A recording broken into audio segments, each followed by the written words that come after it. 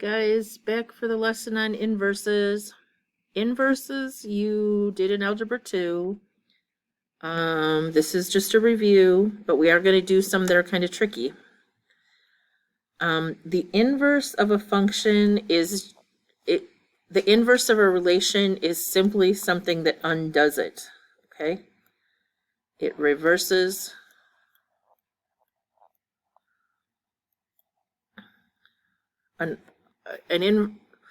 oh goodness, I can't even talk. It reverses another relation.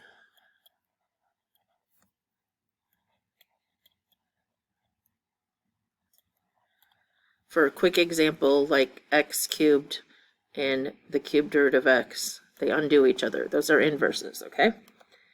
It also means that it takes and switches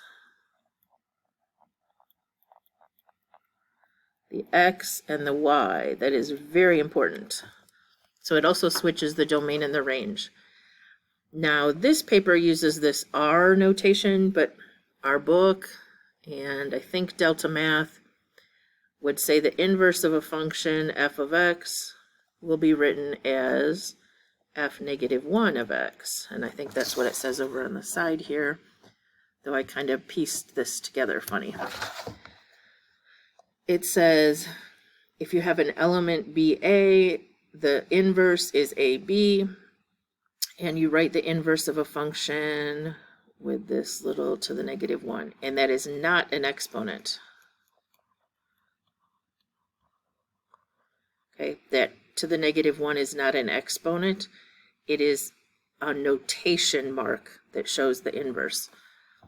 All right, so real quick on this guy right here, it says 0, negative 7, negative 1, 2, negative 4, negative 2, 6, 3. So the inverse would have the ordered pairs, negative 7, 0, 2, negative 1, negative 2, negative 4, and 3, 6. You get the idea.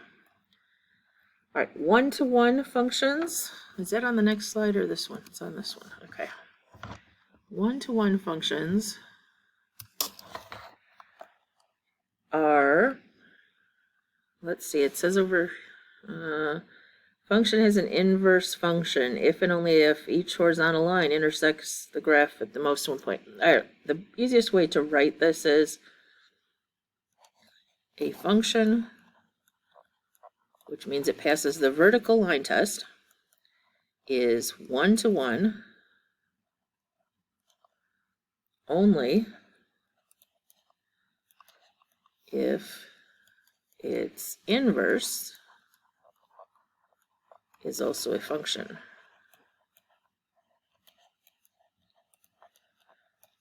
Okay, so what that means, and this is on the next slide, is that the vertical line test is used to determine if it is a function, and the horizontal line test is used to determine whether the inverse will also be a function.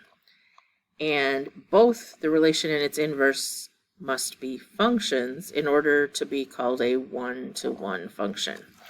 So one more time, give you a little more time here. It says a function is one-to-one if its inverse is also a function. So it passes both the vertical and horizontal line test. Then it's called a one-to-one function because its inverse will also be a function. All right.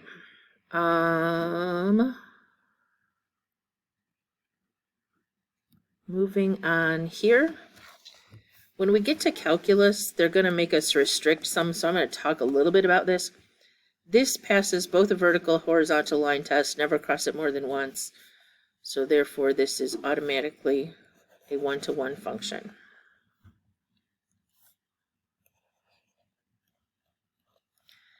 This fails the horizontal line test. It does pass the vertical line test. So yes, this is a function by passing the vertical, but it's not one-to-one because it fails the horizontal line test.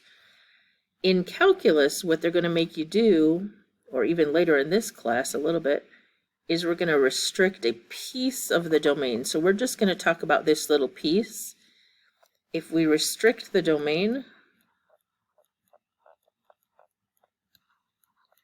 then we can make that piece of it one-to-one. You don't have to know that right now. All right, this one, vertical line, will never cross it more than once, even though it looks like it's turning horizontal here and here.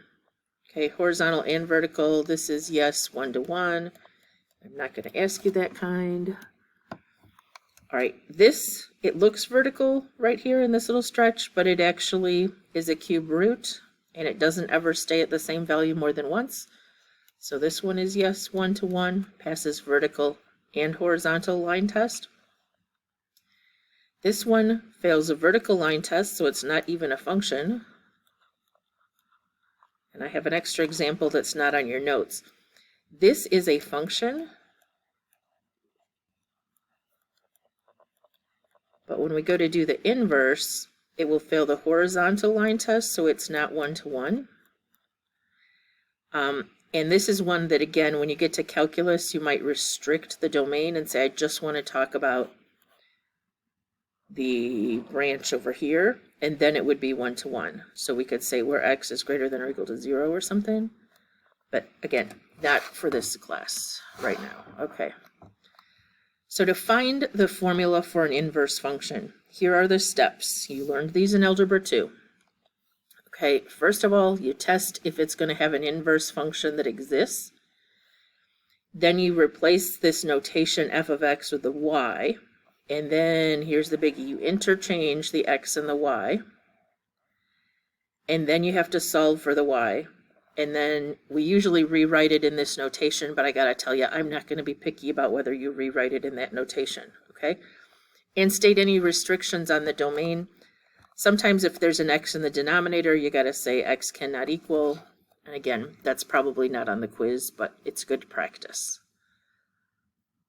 All right, the first example they did for us is a linear function. If I switch the x, this was a y. If I switch, it becomes x equals 1/4 y plus 3.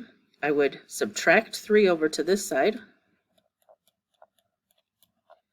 And then I would multiply both sides by 4 to get rid of the 1/4. So I would have y by itself over here, or the inverse. And then over here I have a 4 times an x minus 3, or I could distribute. This is the original graph. It crossed at 3. It was going up 1/4, so it was a very not steep line. But the inverse would cross down here at -12 somewhere and be going up much steeper. It would be doing something like this. We're going to learn in just a second that what happens is these should be reflections of each other across the line y equals x. Okay? Does that make sense? Because we interchanged the x and the y. So therefore, they should be reflections across the line y equals x. And I didn't draw that very well. We'll do more of that on the next page. Okay, so start with these. This says y equals 2x minus 4. If we graph it, it's a line. So it is one-to-one, has an inverse function. We know that about lines. So then we interchange those. Add 4 over here. Trying to isolate the y. Then we're going to divide everything by 2. And you could leave it x plus 4 over 2 equals y. Or you could rewrite it with the inverse notation. And you could actually divide the 2 into both of those things. So it would say 1/2 x plus 2. But I'm okay with either of those answers. All right, this guy we're supposed to know how to graph now. This is a parabola because of the squared. It's shifted right 1 and up 2, and it opens up. It looks like this. Is that going to pass? It says, does this function have an inverse function? It fails the horizontal line test, so it's not one-to-one. The inverse is not a function. So it says we don't have to do that one. Yay! All right, number 6, if we graph this on the calculator, it will look like this. I think it looks like this. We could type it in real quick. The y equals, and it would be 5 divided by, and then you would need parentheses around the denominator, x minus 2. Okay, so it does indeed pass the horizontal and vertical line test. So we're going to rewrite this. This is really y, and then we're going to flip those, so this will be x, 5 over y minus 2. Now this is the kind that you're going to see a lot of in pre-calc. What you want to do here is cross multiply. I'll show all my steps. And this way you get 5 times 1. I'm going to distribute. I'm trying to get the y by itself, so I have to add the 2x over to this side.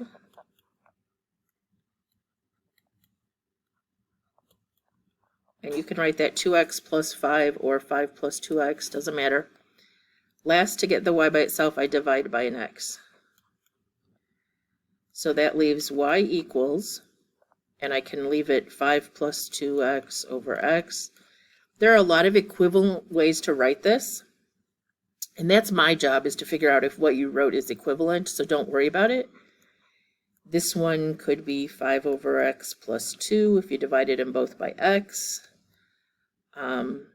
You could use the inverse notation. You could write 2x plus 5 all over x, like this. Okay, those are all equivalent. It's good. By the way, this one does have a domain restriction. X cannot equal 0 because it's in the denominator. All right. Was there another one I had to do here? Oh, this one, number 7, is actually the same problem as on the next page, so I'll do it then in your notes. All right. This is an example that is not in your notes, but I put it on this slide so we can talk through it. These kind that I have on the next, 3 examples are tricky because there's an x in 2 different places. So when you switch the x, when you switch the x and y, there's going to be a y in 2 different places. Okay, you're going to need to isolate the y's on the left-hand side and then factor. So what we did was we switched x and y, then we cross multiply. X is being multiplied by this quantity down here. So that became xy minus 7x, got to distribute. And then 1 times 2y plus 5 showed up here. Then we're going to subtract 2y over to the other side. And then to get this rid of that, we add 7x over to this side. Then we factor out the y. And then we're going to divide both sides by x minus 2. And we come up with this, okay? Where x cannot equal 2 because it would make the denominator 0. So that was a quick example done for us. We're going to try this number 8. We're going to first call that y and then switch the x's and y's. As soon as I see there's a y in 2 places, I'm going to have to factor. Cross multiplying gives me x times y plus 4, or xy plus 4x. Going the other way, we have 1 times y. Now, there's no nice way to do this, guys. You have to get the y's on the same side, and you cannot combine them. They're not like terms. We usually do it on the left, so it's going to be a little messy here. If I subtract 4x over here,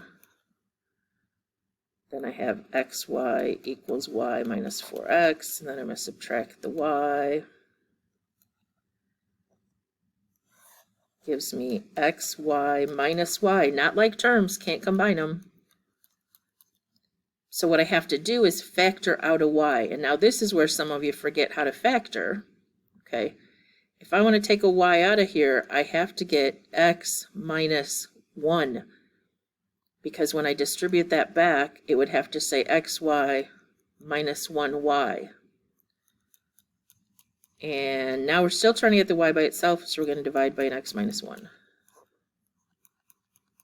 So we end up with y equals, or f of x equals, inverse, negative 4x over x minus 1. Now, I got to tell you, this is equivalent to, if you changed all the signs in the whole problem, it would be equivalent to 4x over 1 minus x, or negative x plus 1, all kinds of things. But you write it down and you'll be good, okay? You just have to figure out which one it's equivalent to if it's a multiple choice. By the way, x cannot equal 1 here because we ended up with an x minus 1 in the denominator. All right, let's try this guy. We're going to change this to a y and then flip them all.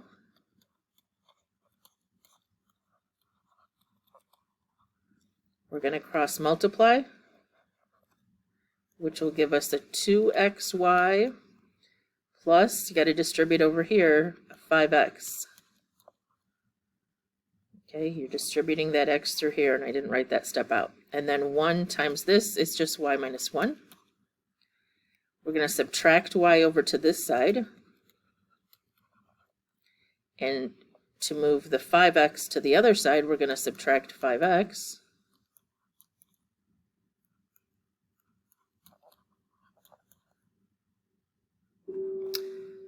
Then we factor out a y on the left.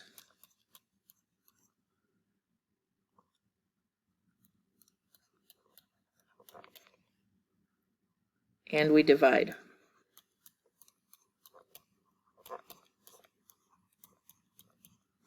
A lot of steps, okay? In the end, you can leave it like I had right there. If you changed the signs on everything, you would end up with this, and some would call that prettier. But it doesn't matter. This is fine. I don't care. Either one is equivalent. Oh, I forgot the domain restriction. 1 minus 2x cannot equal 0. So x cannot be negative 1 over negative 2 or 1/2. All right, I'm going to come back and do 10 at the end of the lesson. If you got it, you got it. All right, verifying inverses. They undo each other. So if you put the inverse into the original function, it should get down to an x. If you put the original function into the inverse, it should get down to an x. All right, and two functions are inverses if they are reflections of the other over the line y equal x. I'm going to show you that. All right, so first I'm going to graph in red this function. 1, 2, 3, 4, 5, 6, and it's going up 3 and over 1. And I'm going to badly draw the original function. All right, then I'm supposed to find the equation of the inverse, which would be switching the x's and y's. If I add 6 over to the other side, and then I need to divide everything by 3. So the inverse function is x plus 6 over 3, or if I divided, I'd have 1/3 x, 1x over 3 plus 6 over 3 is 2. So I could graph it by going up 2, up 1 over 3, or down 1 back 3.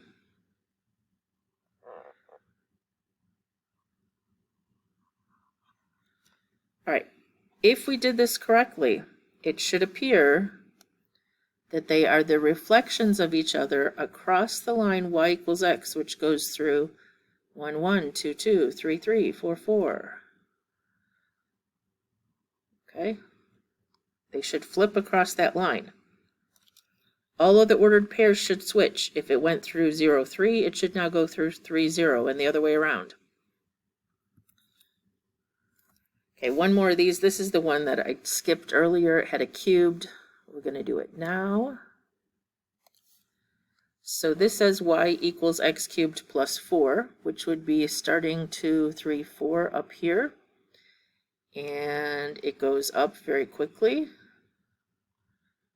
And back this way very quickly. You could graph it on your calculator and find some ordered pairs, but it looks like that.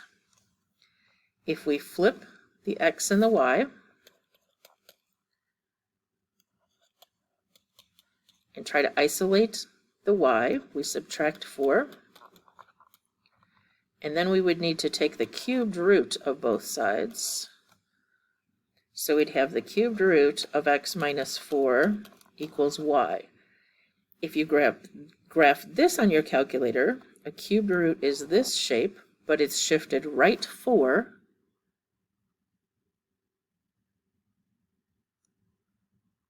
And then it's going up 1. And then if you went over 3, 4, 5, 6, 7, 8, it would finally be up 2. Because the cubed root of 8 is 2.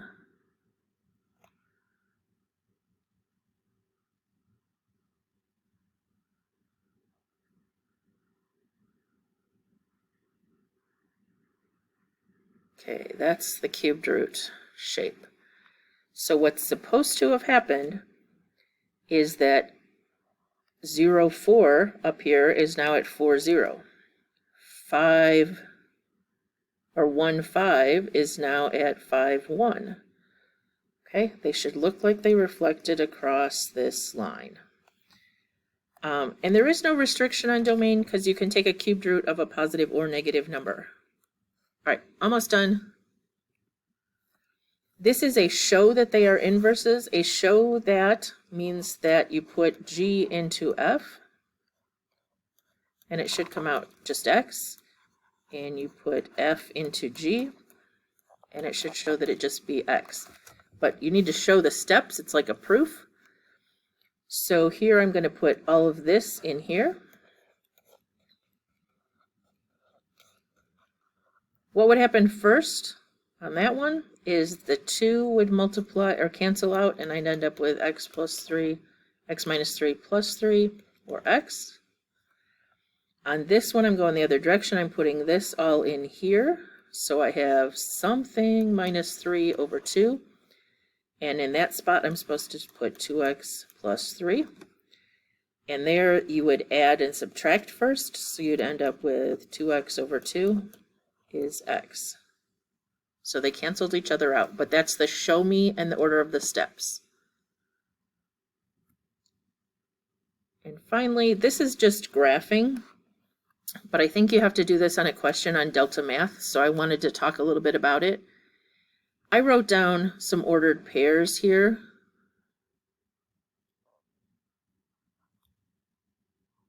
Okay. I'm going to just copy them off my notes so the video is not so long. I found that at -3, this was at -4. At 1, it was at -2. And out at 6, it was at -1. So when I go to do the inverse, I'm going to flip those around. So I'm going to graph -4, -3, -2, 1, and -1, 6.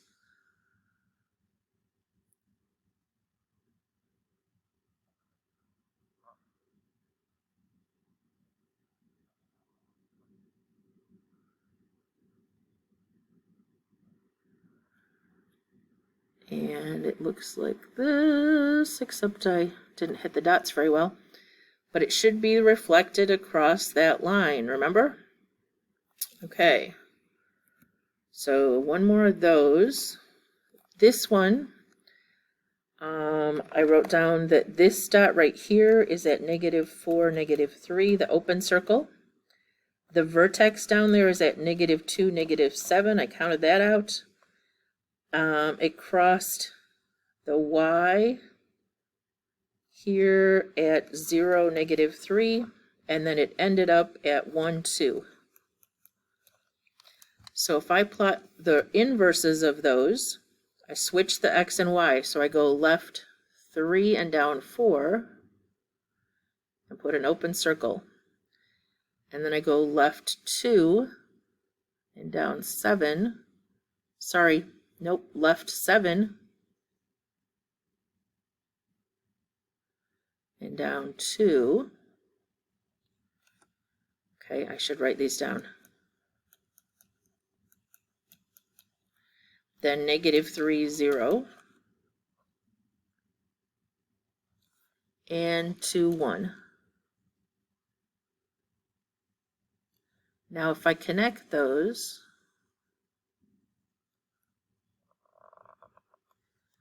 okay, it should look like they folded across that line. All right, so that's inverses and graphing inverses and identifying inverses. I'm going to go back and leave the recording going to do one more time one of these fun ones. Again, the steps are switch the x and y, then cross multiply, then isolate y's on the left, non-y's on the right, and factor and divide. So this is currently a y. I'm going to switch those.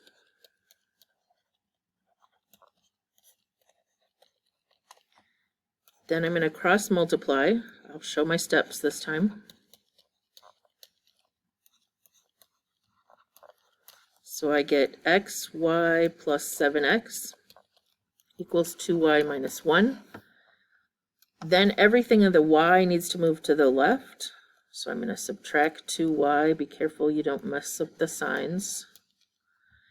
And then everything with an x needs to be on the right. So I'm going to subtract 7x. Then I'm going to factor out the y on the left.